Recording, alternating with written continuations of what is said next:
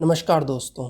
NCERT विषय भूगोल class 7 chapter 4 जिसका नाम है वायु एयर। तो अब इसमें क्या आएगा, हमें वायुमंडल से संबंधित चीज़ें पढ़नी होंगी।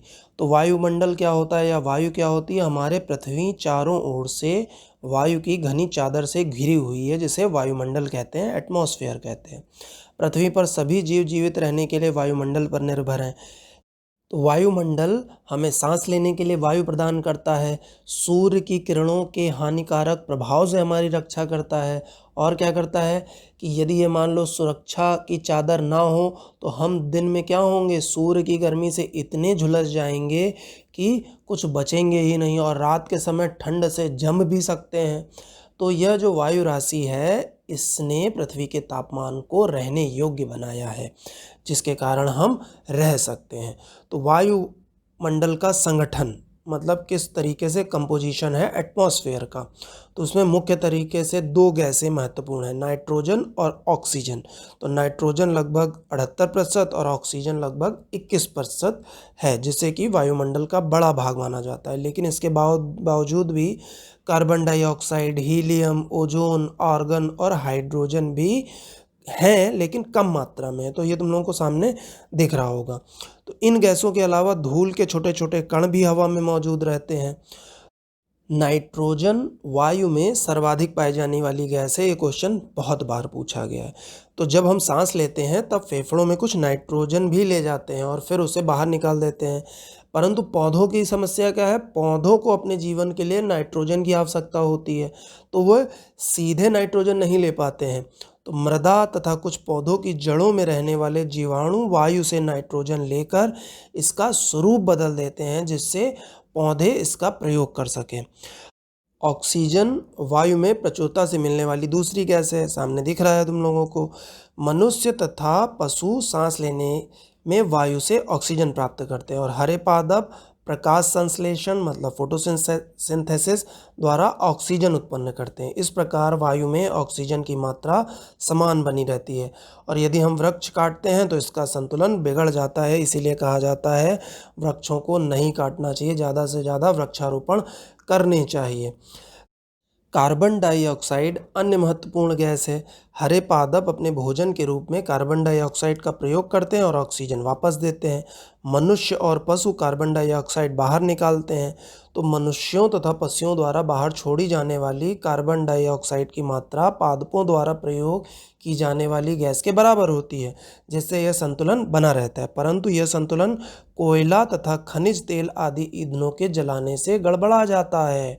तो ये वायुमंडल में प्रतिवर्ष करोड़ों टन कार्बन डाइऑक्साइड की बढ़ोतरी करते हैं। परिणाम स्वरूप कार्बन डाइऑक्साइड का बढ़ा हुआ आयतन पृथ्वी पर मौसम तथा जलवायु को प्रभावित करता है। तो किस तरीके से प्रभावित करता है? ग्लोबल वार्मिंग, भूमंडलीय तापन क्या होता है, उसमें कार्बन डाइऑक्साइड इतनी ज़्यादा हो जाती है कि ग्रीन हाउस इफेक्ट पैदा होने लगता है।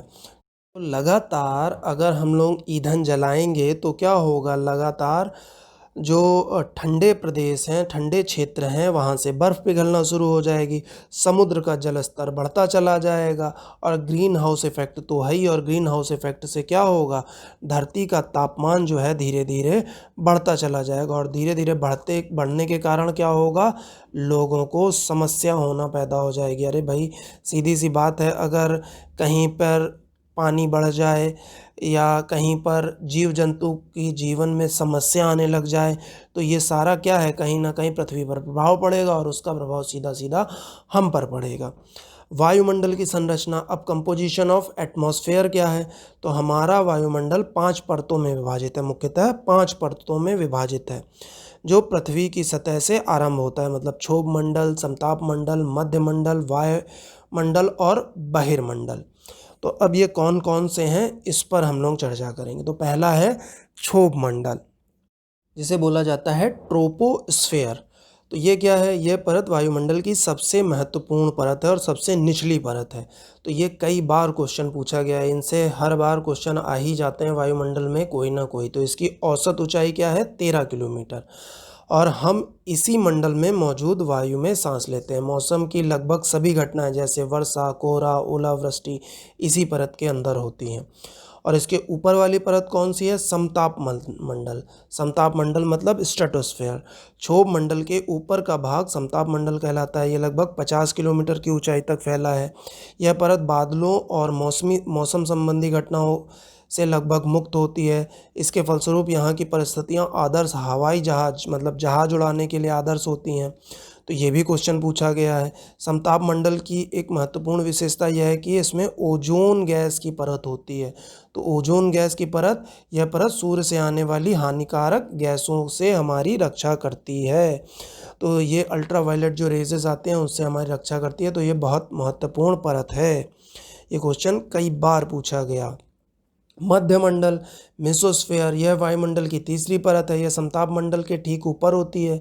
यह लगभग 80 किलोमीटर की ऊंचाई पर तक फैली रहती है। अंतरिक्ष से प्रवेश करने वाले उल्कापिंड इस परत में आने पर जल जाते हैं। जैसे तुम लोग रात में देखा होगा, कभी कभी तेजी से उल्कापिंड नीचे आते हैं और आग लगती है, जिसको कि हम लोग तारों का टूटना भी कहते हैं। वो तारे नहीं टूटते हैं, वो ऐसा कोई पिंड है, उल्कापिंड, जो मैंने पहले बताया है, वो तेजी से गुरुत्वाकर्षण के कारण धरती पे आ रहा है, जिसके कारण घर्षण हुआ और घर्षण के कारण आग लग गई। वायु वायुमंडल वायुमंडल में बढ़ती ऊंचाई के साथ तापमान अत्यधिक तीव्रता से बढ़ता है। इसे आयन मंडल भी कहते हैं। ठीक है, ये याद रखना, आयन मंडल, क्योंकि यहाँ जो गैसेस होती हैं वो आयंस के रूप में होती हैं। यह 80 से 400 किलोमीटर तक फैला है और रेडियो संचार के लिए यह परत बहुत ज़्यादा उपयोगी है। तो जितने भी संचार उपग्रह हैं वो इसी एरिया में स्थापित किए जाते हैं। वास्तव में पृथ्वी से प्रसारित रेडियो तरंगें इस परत द्वारा पुनः पृथ्वी पर परावर्तित कर दी जाती हैं, इसीलिए उपग्रह यहाँ पर स्थापित होंगे। लास्ट है बहिर्मंडल, एक्सोस्फेयर। वायुमंडल की सबसे ऊपरी परत को बहिर्मंडल के नाम से जाना जाता है। यह वायु की पतली परत होती है। हल्की गैसें जैसे हीलियम और हाइड्रोजन यहीं से अंतरिक्ष में तैरती रहती हैं। अच्छा, मौसम और जलवायु में क्या अंतर होता है? तो मौसम क्या होता है, ये थोड़े थोड़े समय में परिवर्तित होता रहेगा। जैसे कभी पानी बरस रहा है, कभी धूप बहुत ज़्यादा है, कभी हवा चल रही, तो मौसम ये जो है चेंज होता रहता है। ये लघुकालिक होता है। लेकिन यही जब दीर्घकाल में किसी स्थान पर औसत मौसम विद्यमान रहता है तो उस स्थान की उसे जलवायु कहा जाता है। ठीक है, ये याद रखना, जलवायु और मौसम में बहुत ज़्यादा डिफरेंस नहीं है। बस यदि मौसम लगातार एक स्थान पर बना रहता है, उसका औसत मौसम एक ही जैसा है, तो उस वहाँ की वो जलवायु हो जाती है। अब तापमान क्या होता है, टेम्परेचर। तो आप प्रतिदिन जिस तापमान का अनुभव करते हैं वह वायुमंडल का तापमान होता है। वायु में मौजूद ताप एवं शीतलता के परिमाण को तापमान कहते हैं, टेम्परेचर कहते हैं। वायुमंडल का तापमान केवल दिन और रात में ही नहीं बदलता, बल्कि ऋतुओं के अनुसार भी बदलता है। शीत ऋतु की अपेक्षा ग्रीष्म ऋतु ज़्यादा गर्म होती है। ठीक है, अब एक टर्म है आतपन, इंसोलेशन। ये क्या होता है? आतपन एक महत्वपूर्ण कारक है जो तापमान के वितरण को प्रभावित करता है। तो सूर्य से आने वाली वह ऊर्जा जिसे पृथ्वी रोक लेती है उसे आतपन, आइसोलेशन कहते हैं। आतपन की मात्रा भूमध्य रेखा से ध्रुवों की ओर घटती है, इसलिए तापमान उसी प्रकार घटता जाता है। तो अब समझ में आ गया होगा किस तरीके से कहाँ पर टेम्परेचर ज़्यादा होगा, किस तरीके से टेम्परेचर कहाँ पर कम होगा। मतलब ध्रुवों से जब नीचे की तरफ आएंगे तो तापमान बढ़ेगा, या पृथ्वी का तापमान अत्यधिक बढ़ जाता है तो यह इतनी गर्म हो जाएगी कि यहाँ कुछ फसलें उग ही नहीं पाएंगी, और गाँव की अपेक्षा नगरों का तापमान बहुत अधिक हो जाएगा। क्यों? दिन के समय एस्फाल्ट से बनी सड़कें, धातु और कंक्रीट से बने भवन गर्म हो जाते हैं, और रात के समय यह ऊष्मा मुक्त हो जाती है। तो नगर के भीड़ वाले ऊंचे भवन गर्म वायु को रोक लेते हैं, जिससे नगरों का तापमान बढ़ जाता है। सिंपल सी बात है, कंक्रीट के जंगल हैं और कंक्रीट के जंगल के कारण ही ये टेम्परेचर बहुत ज़्यादा बढ़ जाता है। तो तापमान को मापने की मानक इकाई क्या होती है? Degree Celsius. इसका आविष्कार एडर्स सेल्सियस ने किया था, ये याद रखना, ये क्वेश्चन पूछा गया है। सेल्सियस पैमाने का जल 0 डिग्री सेल्सियस पर जमता है और 100 डिग्री सेल्सियस पर उबलता है। ये क्वेश्चन भी पूछा गया है। नेक्स्ट है वायुदाब। वायुदाब क्या होता है? Atmospheric pressure. तो वायुमंडल में अब इतनी सारी वायु है तो हम पर कुछ ना कुछ प्रेशर तो डालेगी, इसी को एटमॉस्फेरिक प्रेशर कहते हैं साधारण सी सिंपल सी भाषा में। तो पृथ्वी की सतह पर वायु का भार द्वारा लगाया गया दाब वायुदाब कहलाता है। तो वायुमंडल के ऊपर की ओर जाने पर दाब तेजी से गिरने लगता है। समुद्र स्तर पर वायुदाब सर्वाधिक होता है, ऊंचाई पर जाने पर यह घट जाता है। तो वायुदाब क्षैतिज वितरण किसी स्थान पर उपस्थित वायु के ताप द्वारा प्रभावित होता है, टेम्परेचर से प्रभावित होता है। अधिक तापमान वाले क्षेत्रों में वायु गर्म होकर ऊपर उठती है और निम्न दाब क्षेत्र बनता है। और निम्न दाब वायु बादल युक्त आकाश एवं नम मौसम के साथ जुड़ा रहता है। तो कम तापमान वाले क्षेत्रों में वायु ठंडी होती है, इसके फलस्वरूप यह भारी होती है। भारी वायु ऊपर की तरफ नहीं बढ़ पाती है और उच्च दाब क्षेत्र बनाती है। उच्च दाब के कारण यह स्पष्ट और स्वच्छ आकाश वाला क्षेत्र बन जाता है। वायु सदैव उच्च दाब क्षेत्र से निम्न वायु दाब क्षेत्र की तरफ बढ़ती है। अब इसमें क्या होता है? पवनें। पवनें क्या होती हैं? तो पवन क्या होती है? उच्च वायु दाब क्षेत्र से निम्न वायु दाब क्षेत्र की ओर वायु की गति को पवन कहते हैं। तो पवनों का नाम जो होता है वो जिस दिशा के से आती हैं उसी के आधार पर रख दिया जाता है। जैसे पश्चिम से आने वाली पवन को क्या कहा जाता है? पछुआ कहा जाता है। और उसी तरीके से अगर पूर्व से आएगी तो उसको पुरवैया बोल देते हैं। ठीक है, अब इनको भी अलग अलग क्षेत्र में विभाजित किया गया है, मतलब अलग अलग नामों से बताया गया है। जैसे है स्थायी पवनें, मौसमी पवनें और स्थानीय पवनें।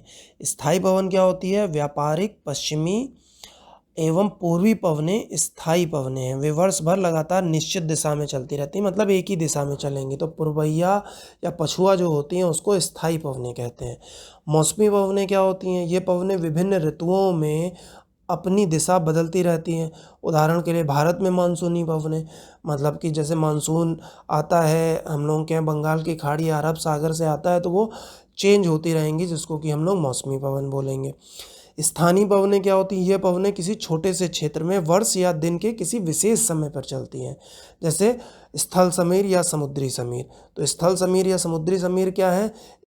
स्थल से समुद्र की तरफ चलती हैं, उन्हें स्थल समीर कहते हैं।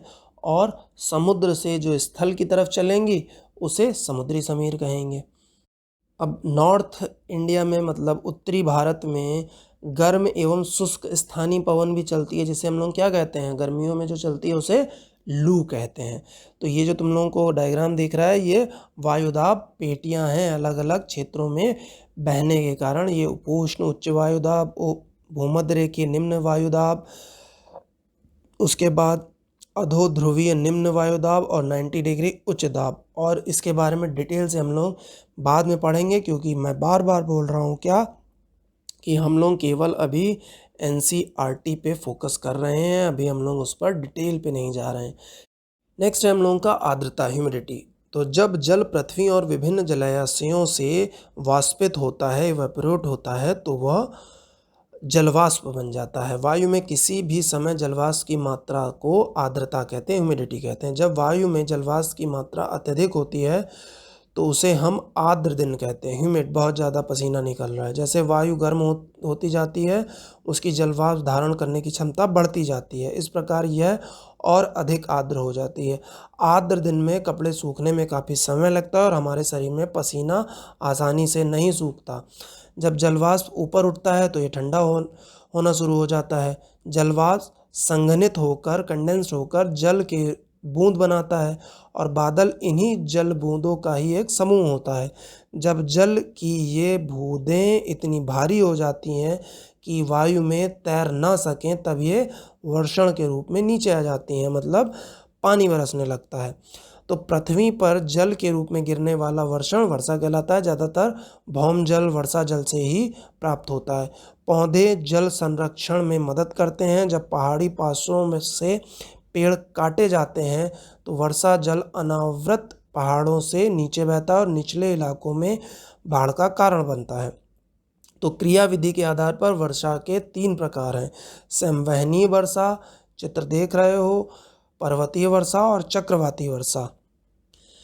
पौधों तथा जीव जंतुओं के जीवित रहने के लिए वर्षा बहुत महत्वपूर्ण है। इससे धरातल को ताज़ा जल प्रदान होता है। यदि वर्षा कम हो तो जल की कमी तथा सूखा हो जाएगा। इसके विपरीत अगर वर्षा अधिक होती है तो बाढ़ आ जाती है। तो हमारे यहाँ भी बहुत तरीके की समस्याएं होती ही हैं। ठीक, अब इससे कौन-कौन से प्रश्न आए हैं मैं बीच में तो बताते ही चला हूँ, फिर से एक बार सुन लो। वायुमंडल क्या होता है? वायुमंडल के कंपोजिशन क्या है? संगठन क्या है? वायुमंडल में किस तरीके की गैसें हैं? कौन सी ज़्यादा गैस है, कौन सी कम गैस है? गैस हरित गृह प्रभाव क्या होता है? ग्रीन हाउस इफ़ेक्ट क्या होता है? मौसम किसे कहते हैं? वर्षा के 3 प्रकार क्या हैं? वायुदाब क्या है? आर्द्रता क्या है? तो ये जो प्रश्न हैं ये इस चैप्टर से बनते हैं, जो पूछे भी गए हैं और बहुत महत्वपूर्ण हैं। ठीक है? तो आज के लिए इतना, धन्यवाद।